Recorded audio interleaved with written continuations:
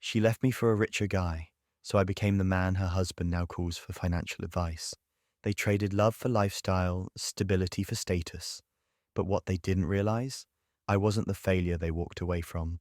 I was the future they'd be quietly dependent on. Now, every investment, every financial decision, every secure future they plan passes through my hands, and I don't even need to say her name to own the silence. My name is Ethan Malik. I wasn't flashy, didn't drive a sports car, didn't have an apartment with skyline views or founder in my bio. I was just steady. I met Clara in college. She was ambition wrapped in elegance, loud when it came to dreams, soft when it came to praise. I fell for her quick. She liked how calm I was, how I listened more than I talked. Back then, I worked 2 part-time jobs and studied late into the night, because passing the CFA wasn't optional for me. It was the only way out of a paycheck-to-paycheck childhood. Clara said she admired that, said I was serious husband material, said she loved how I kept my head down and planned for the long game. But something shifted after graduation.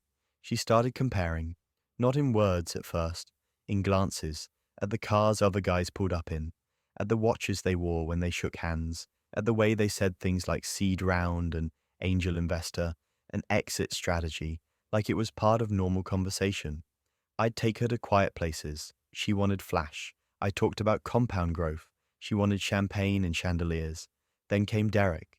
He owned some NFT startup, wore Rolexes, not suits, flirted too obviously and paid too loudly. The kind of guy who thought saying bro at a VC table made him bold. I could see Clara slipping. One night, I got home late after a 14-hour audit prep. She was sitting on the couch, dressed up, makeup on, said she was going out with friends. I didn't ask, didn't accuse, I just nodded. Because when someone already has one foot out, you don't beg them to stay. You hold the door. 2 weeks later, she ended it, said I was too slow, too safe, that I was building a future with bricks while others were using jets. She actually said that. I didn't argue, didn't cry, didn't say a single thing. I just watched her walk out the door I had held open. She moved in with Derek that month.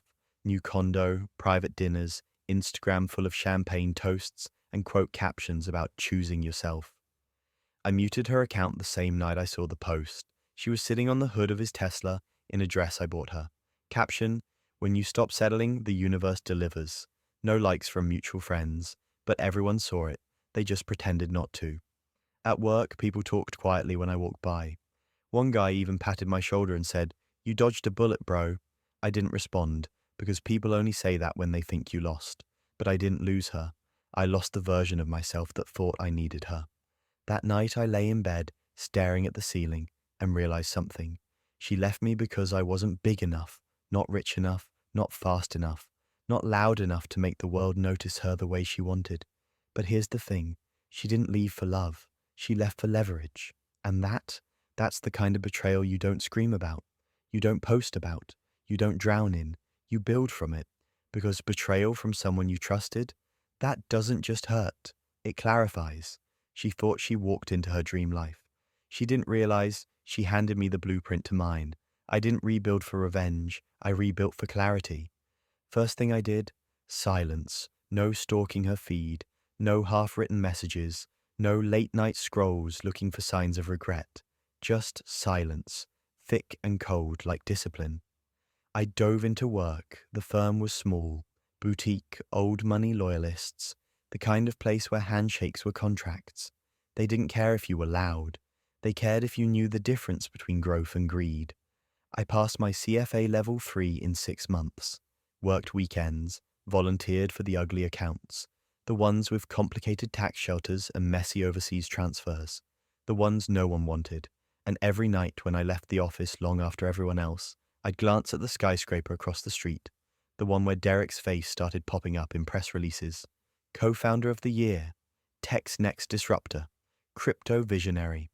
It was noise, because underneath the flash, I saw cracks. His company was bloated, burn rate too high, valuation inflated like a balloon that forgot it was made of rubber. I didn't tweet about it, didn't warn anyone, didn't even tell my closest friend. I just watched, and I waited. By year 2, I was managing mid-sized portfolios, 20 to 30 million ranges. Wealthy clients who trusted me not for my smile, but for my silence. They'd walk in loud and leave humble, because when you control someone's money, you control their future. And that's when I saw her name again, Clara Devereaux. It was on a referral list. High-value client, partnered with Derek, seeking financial guidance for their shared investments. A tech CEO and his girlfriend trusting the same advisor. They never checked the name. They didn't remember the quiet guy in the grey sweater who never made a scene. They didn't know I was now the one who signed off on whether their money moved or froze. And the best part? They chose me. Not because they recognized me, but because I was the best, the safe option, the stable one, the one who didn't throw tantrums or flaunt on yachts. I didn't say a word when they booked the meeting. I just ironed my shirt, cleaned my glasses, and printed their asset summary, highlighting every risky position Derek thought made him clever. The rebuild wasn't loud, it wasn't cinematic, it was surgical. Because when people try to bury you under words like safe or boring, they forget what happens when the safe one ends up holding the ledger. That's the trick of power.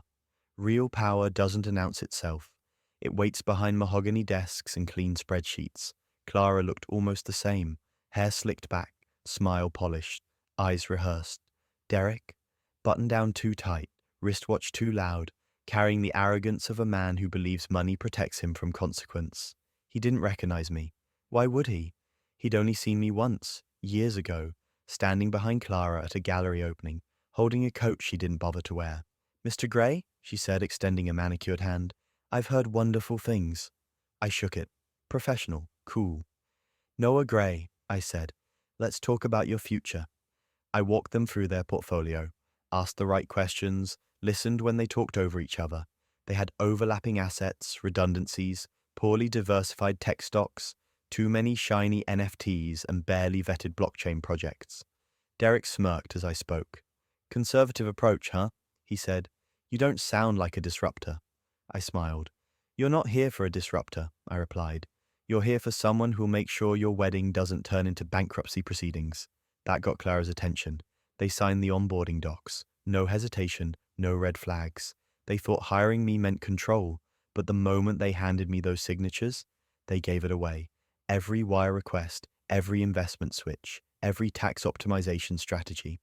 It all came through me, and they didn't even know it. I moved slowly, shifted high-risk assets into stable ones without telling Derek, created longer vesting schedules, restructured accounts so Clara held more equity, legally. By the time Derek noticed, the papers were signed. Clara trusted me.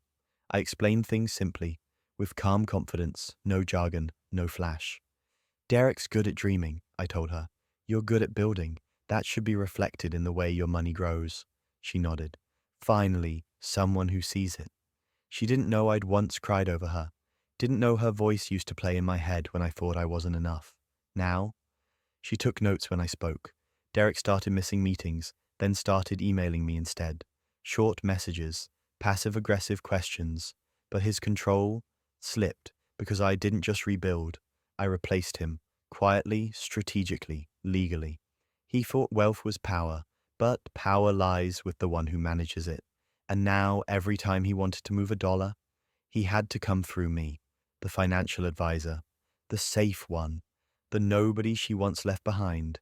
It started with a decline, then a pause, then panic.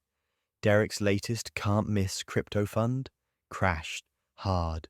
He'd diverted money behind Clara's back, pulling from accounts I'd already warned them about consolidating. Thought he was clever, thought being the man of the house gave him that right. I let it happen, not because I wanted their portfolio to bleed, but because he refused my advice. And Clara? She noticed. Statements stopped adding up. Returns weren't matching projections. She asked questions. At first, Derek blamed market volatility, then tech headwinds, then me. But I had the receipts, email threads, meeting transcripts, digital paper trails signed with Derek's smug little initials. When Clara confronted him, he yelled, said I was manipulating her, said I was trying to come between them. She didn't argue. She didn't cry. She printed out the reports, put them in a folder, slid them across the table during our next strategy session. "Noah," she said, voice calm but cold, "I want you to remove Derek's access to everything under my name. My hand didn't shake, not even a blink. Understood. That night I saw her change her Instagram bio, removed wife, added entrepreneur. 2 weeks later, the headlines hit. Clara Voss divorces tech investor amid financial scandal. 3 months after that, she went public with a new startup, funded it using accounts I'd helped her untangle from Derek's mess. And Derek, he went silent. His name disappeared from investor circuits. Rumors swirled about margin calls, unpaid taxes, and frozen assets. His fall wasn't cinematic. It was quiet, lonely, perfect, because when you take everything from someone who thinks they're untouchable, you don't need to shout. You just need to be the one holding the pen. Clara sent me a gift on her launch day, a vintage fountain pen with a note inside. Thank you for letting me write my future. Without you, I'd still be signing checks for someone else's dreams. I kept the note. Because I didn't destroy them, I just put them in their proper places. She left me for a richer man. I became the man who decided how rich they'd stay. And now, they sit in silence. In a house I helped them refinance. On a couch bought from an account I redirected. While the world moves forward without them, one signature at a time. You'd think a story like this ends with headlines, a dramatic courtroom, a public apology, but that's not how real revenge works. Real revenge isn't loud. It's quiet, clean, permanent. I didn't send Derek a message, didn't post about Clara's success, didn't even attend the investor gala where she gave her keynote speech and thanked the silent architects who saved her future. I just watched, from the back, invisible again, but this time by choice. Because the victory wasn't about being seen. It was about seeing clearly. Derek had built a future on illusion, on borrowed confidence and bad math, and I'd simply let gravity do its work. Clara had once measured me by the weight of my wallet. Now her entire financial future was in my hands, and she trusted me with it. Not because I demanded that trust, but because I earned it.